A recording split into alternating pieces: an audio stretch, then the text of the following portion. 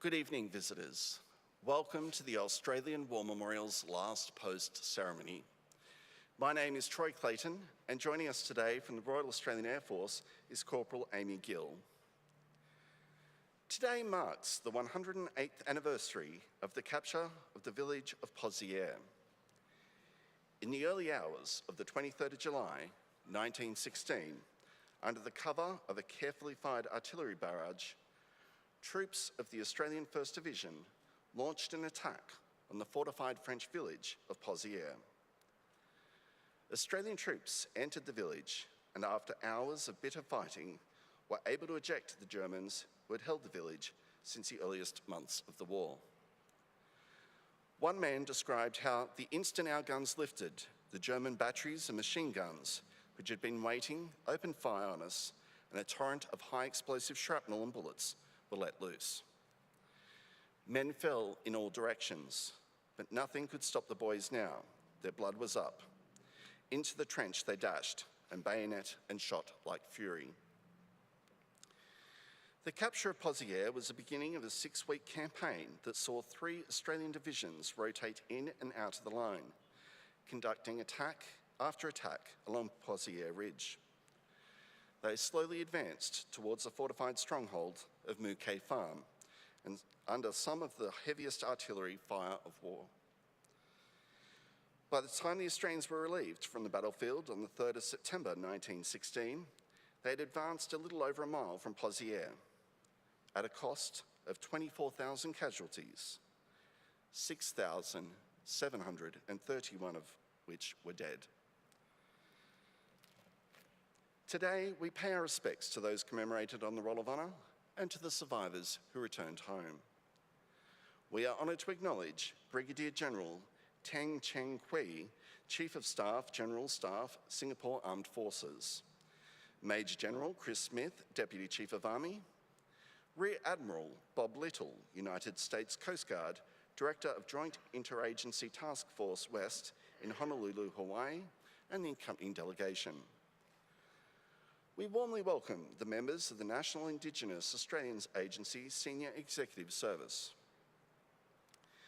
We welcome the veterans who have served, those that are still serving, and the families that love and support them. The live stream of this ceremony is made possible by the Return and Services League of Australia and the RSL and Services Club Association. We welcome members who are watching the broadcast of this ceremony across Australia. During this evening's ceremony, wreaths will be laid at the base of the Pool of Reflection by visitors to the memorial and students on behalf of Dripstone Middle School from the Northern Territory. If you're able, please stand and join in singing the National Anthem.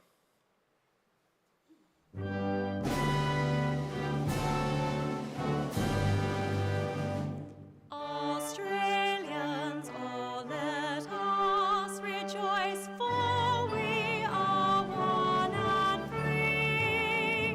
We've golden soil and wealth for toil. Our home is God by sea. Our land abounds in nature's gifts of beauty, rich and rare. In history's page, let every stage advance Australia fair. In joyful strains, then let us sing, advance Australia fair. Thank you. If you're able, you may be seated. The Australian War Memorial was the vision of Charles Bean, Australia's First World War official historian. Bean landed with the Australian troops on Gallipoli and stayed with them at the front through to the end of the war. The idea of this national memorial and museum came to him at Pozieres, France, in the depths of the bloody fighting of 1916. Bean's idea was that this would be a place where families and friends could mourn their loved ones buried in faraway places.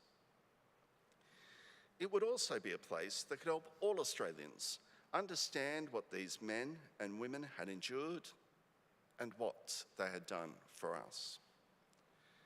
Bean's vision, to which we remain true, is best expressed as inscribed in the entrance to the memorial's galleries. Here is their spirit, in the heart of the land they loved, and here we guard the record which they themselves made. Tonight, we'll read the story behind just one of those on the Roll of Honour, which lists the names of more than 103,000 men and women who have given their lives for us in war and on operations for more than a century. But first, we present a lament, Flowers of the Forest. Wreaths or floral tributes will now be laid at the base of the Pool of Reflection.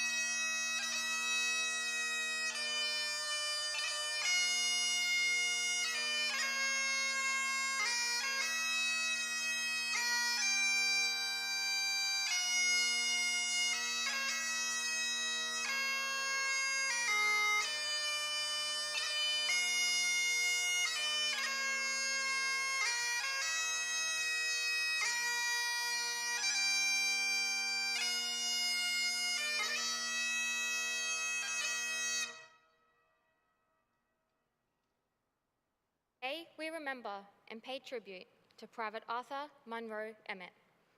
Arthur Emmett was born on the 9th of October, 1882, in Hamilton, Victoria. He was one of 13 children born to Frank Emmett, a farmer, and his wife, Kate. Arthur received his education at Hamilton Public School before working as a hotel keeper.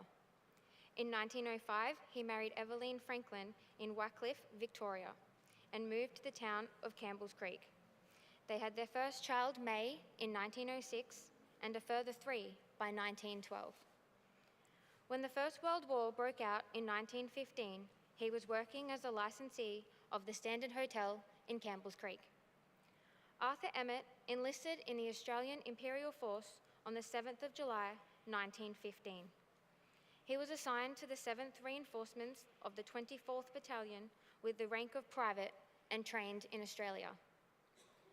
Before he left for the front, his wife gave birth to twins on the 4th of September. Private Emmett spent only a few days with his newborn children before returning to Melbourne. He embarked from there on the 26th of November 1915 on board the troop ship Commonwealth. Private Emmett arrived in Egypt, where the Australian force was expanding and preparing to go to the Western Front. In late February, he was transferred to the 8th Battalion. They embarked for France in March. From Marseille, he and his comrades were immediately sent north to the French and Belgian border, which had seen heavy fighting since 1914. They trained behind the lines and undertook routine duty in the trenches around Flabé. Emmett was wounded in action for the first time with a shrapnel injury in his toe in May. After a number of weeks, he rejoined his unit in the Messines sector in Belgium, where they experienced regular shelling and gas attacks from enemy lines. During this period, Emmett wrote home to his family. "We have just had a couple of bombardments and numerous bombs. One shell burst right in front of two of our chaps' dugout. It filled the dugout with dirt, smashed to pieces the rifle, and never touched either of the men. It was a miraculous escape. Here, everything is green except where the shells have been landing. Families are living close up to the front and right in the range of German shells. Little kiddies and women seem to escape fairly well, but a lot have been killed." In mid-July, the 8th Battalion returned to France to take part in Allied attacks around Pozieres. On the 25th of July, Emmett's unit mounted an attack on German trenches, during which they sustained heavy casualties. The following day, they suffered from further bombardments of the front lines before finally being withdrawn to the rear areas to recover. It was at this point that Private Arthur Emmett was listed as missing in action. His fate remained unknown for several months, much to the growing anxiety of his young wife. It was not until August 1917 that a court of inquiry was held to determine what had actually happened to Emmett. One of his comrades, Private William Skelton, related, "On the 25th of July at Pozieres, we went over the top. As it was getting daylight on the 26th of July, I was wounded and was walking back to the dressing station when I saw Private Emmett lying in a shell hole, dead. The top of his head was blown off and he was lying on his side, almost face upwards. I examined him and found him dead." The court determined that Private Emmett had been killed in action during his unit's attack at Pozieres on the 26th of July, 1916. His final resting place was never found. His young wife and their 6 children were left to mourn the loss of their husband and father. The family placed a notice in the local newspaper after his death was confirmed. It read, "His king and country called him. The call was not in vain. On Australia's roll of honour, you will find dear Arthur's name. A hero laid beneath the sod, with honour has returned to God. He's put aside his gun and sword, and gone to claim his just reward." Private Arthur Emmett was 33 years old. His name is listed on the roll of honour on my right among almost 62,000 Australians who died while serving in the First World War. His portrait is displayed today by the Pool of Reflection. This is but one of the many stories of service and sacrifice told here at the Australian War Memorial.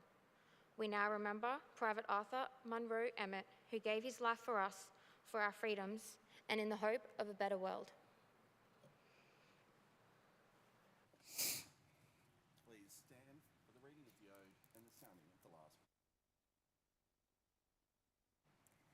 "They shall grow not old, as we that are left grow old. Age shall not weary them, nor the years condemn. At the going down of the sun, and in the morning, we will remember them."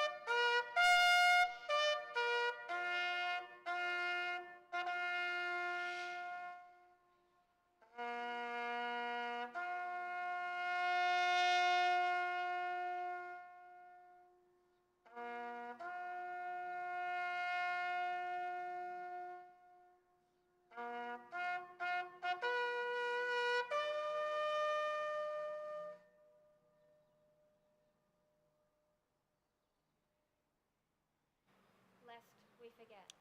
Lest we forget.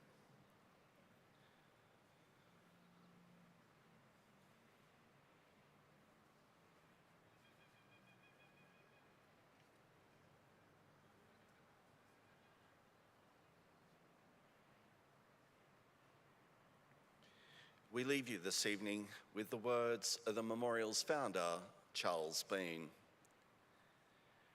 Many a man lying out there at Pozieres or in the low scrub of Gallipoli, with his poor, tired senses barely working through the fever of his brain, has thought in his last moments, well, it's over.